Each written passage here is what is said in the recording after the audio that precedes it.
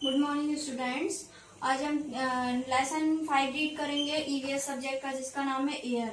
Air का मतलब क्या होता है आप सभी जानते हैं। एयर मीन्स होता है हवा। तो इस लेसन में हम एयर के बारे में रीड करेंगे, उसके इम्पोर्टेंस के बारे में रीड करेंगे, उसके यूजेस के बारे में रीड करेंगे। ठीक है, एयर हमारे लिए क्यों जरूरी है और उसके क्या यूजेस हैं, क्यों वो उपयोग में आती है।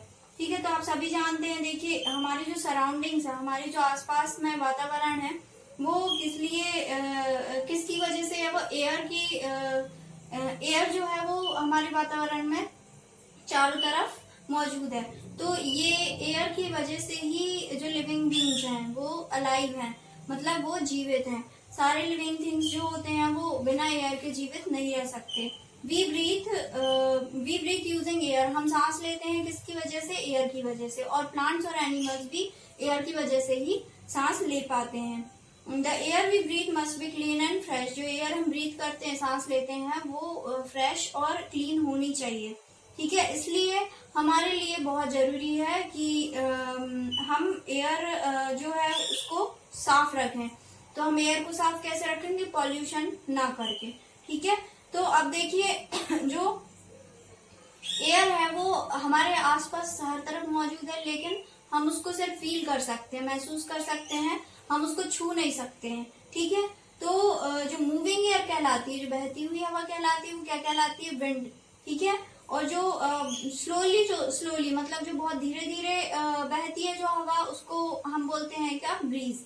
ओके, और जो बहुत तेजी से जो चलती है जो हवा, उसको बोलते हैं स्टॉर्म। और जो गर्मियों के टाइम जो हवा चलती है उसको बोलते हैं हम लू। ठीक है, अब देखेंगे हम इसके इम्पोर्टेंस क्या होते हैं। देखिए, प्लांट्स को क्या चाहिए होता है, नाइट्रोजन और कार्बन डाइऑक्साइड दोनों चाहिए होती है उनकी ग्रोथ के लिए। उसके बाद एनिमल्स और ह्यूमन बींग्स, इनको भी ऑक्सीजन की जरूरत होती है ब्रीथिंग के लिए, जिसमें एयर बहुत ज्यादा हेल्पफुल होती है। We can hear each other because of air. हम एक दूसरे को सुन सकते हैं किसकी वजह से, एयर की वजह से। अगर एयर नहीं होती तो हम एक दूसरे को सुन भी नहीं पाते हैं।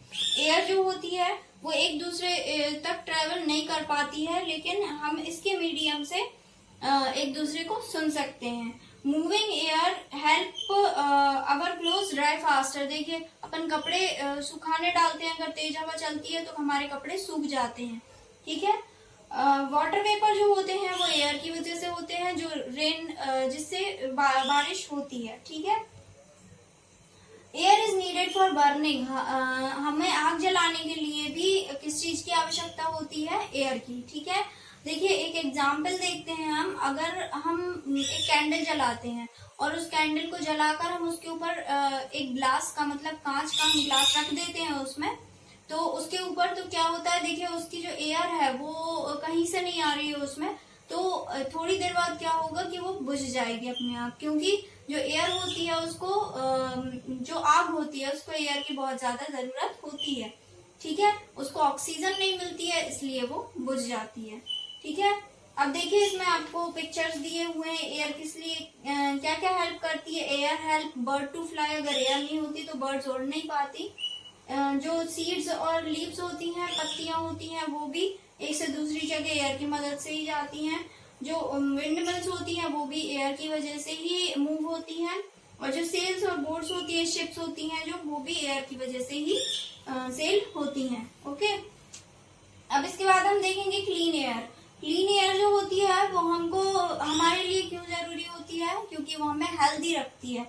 एयर विदाउट डस्ट, जो बिना धूल की एयर होती है और बिना स्मोक की एयर होती है, वो क्लीन एयर कहलाती है।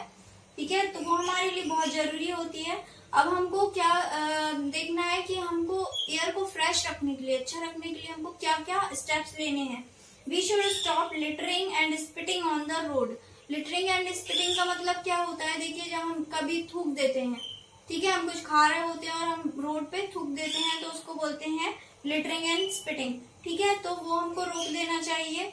We should look after plants and trees and plant more of them. Plants और ट्रीज को हमको ज्यादा से ज्यादा लगाना है और उनकी देखभाल करनी है।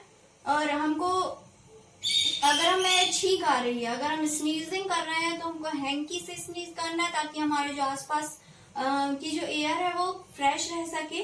और हमें अपने हाथों को बार बार हमें अपने हाथों को बार बार धो लेना है। और जो कफ और कोल्ड है अगर हमको होता है तो हमको उसमें अपने हाथों को बार बार धोना है और हैंकी का यूज करना है। We should keep just only our own house clean but our entire neighbourhood also. हमें ना सिर्फ अपने घर को स्वच्छ रखना चाहिए बल्कि हमें आसपास के वातावरण को भी स्वच्छ रखना चाहिए। अगर हमारे आसपास कुछ कचरा है तो हमको उसे डस्टबिन में डाल देना चाहिए। और हमको जो हमारे आसपास में जो नालियां बनी हुई हैं तो उसमें हमको क्या करना है कि उनको पैक रखना है, ठीक है। अगर हम उनको पैक रखेंगे तो जो गंदगी है वो हमारे आसपास नहीं फैलेगी और जो हमारा वातावरण रहेगा वो स्वच्छ रहेगा, अच्छा रहेगा। और हमको क्या करना है, देखिए जो हम व्हीकल्स यूज करते हैं, कार यूज करते हैं तो उसमें क्या होता है, स्मोक निकलता है। तो उस स्मोक को हमको रिड्यूस करना है। कैसे हम उस स्मोक को रिड्यूस पैदल चल के कर सकते हैं। हम उनका यूज कम कर दें तो हम उससे बचा सकते हैं, ठीक है। उसके बाद हमें गार्बेज जो है हमारा जो कचरा जिस पे फ्लाइज बैठती हैं, मक्खी मच्छर बैठते हैं, उससे हमको बचना है। तो एक कवर डस्टबिन में हमको सब फेंकना है, ठीक है। तो ये लेसन आपको आ गया होगा समझ में। इसकी रीडिंग आप करेंगे अच्छे से और आपको ये समझ में आ गया होगा कि आपको एयर को फ्रेश कैसे रखना है, कौन सी एयर हमारे लिए अच्छी है। तो अब आप ये सब रूल्स फॉलो करेंगे अपने घर के आसपास के वातावरण के लिए स्वच्छ रखने के लिए, तो हम भी इससे क्या होगा, स्वच्छ रहेंगे, ठीक है। तो अब आप इसको रीड करेंगे इस लेसन को और रीड करने के बाद आप इसमें अंडरलाइन करेंगे टफ वर्ड्स को और उनके मीनिंग्स डिक्शनरी में से फाइंड करेंगे।